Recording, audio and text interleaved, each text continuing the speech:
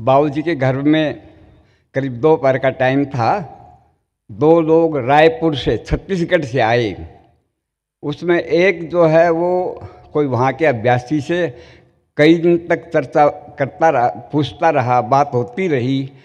तो पूरी वो संतुष्ट होके कि भी ऐसे गुरु के पास हम जाएंगे और जो साधना जो वो लोग करते हैं हम करेंगे, खूब खुश होके।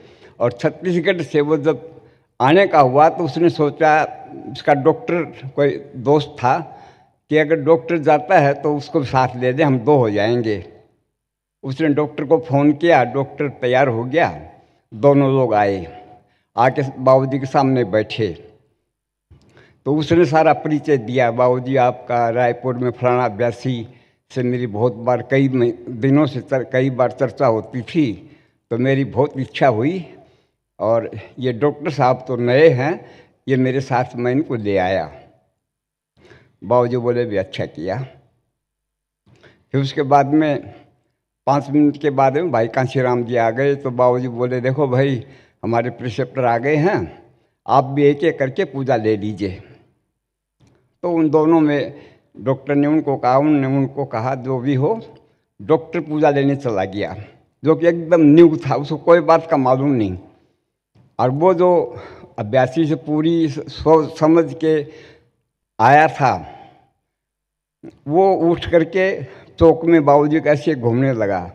तो मैं बाबूजी हम बस दोनों बैठे। तो बाबूजी बोले देखो बेटा, एक तुमको तमाशा दिखाएं। हमने कहा क्या? ये जो आया है हमारे बारे में पूरी जानकारी लेके आया है, और ये कोरा का कोरा जाएगा, और अंदर गया है वो अभ्यासी बनेगा।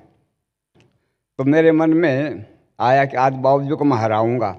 ये कैसे हो सकता है, इतनी दूर से आया है, पूरा जानकारी लेके आया है, और ये कोरा का कोरा जाएगा। ठीक।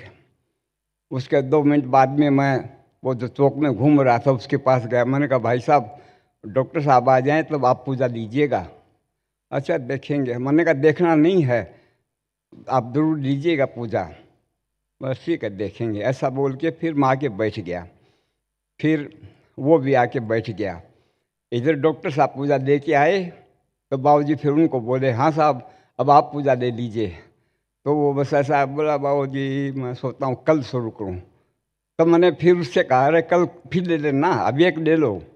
मेरे दिल में ये कि ये एक बार सीटिंग दे दे तो मैं बाबूजी को कहूँ बाबूजी आपने क्या कहा था।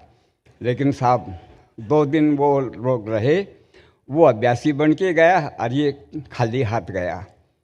तब मैंने बाबूजी से पूछा, बाबूजी क्या बात, हमको समझ में नहीं आया, ये इतना दूर से आया था, पूरा सोच समझ के आया था और खाली गया। बोले इसके नसीब में नहीं है, हम क्या करें। तो मेरे कहने का मतलब ये है कि हम सब अभ्यासी भाई बहन बहुत भाग्यशाली हैं कि इन्होंने अपने चरणों में हमें जगह दे दी।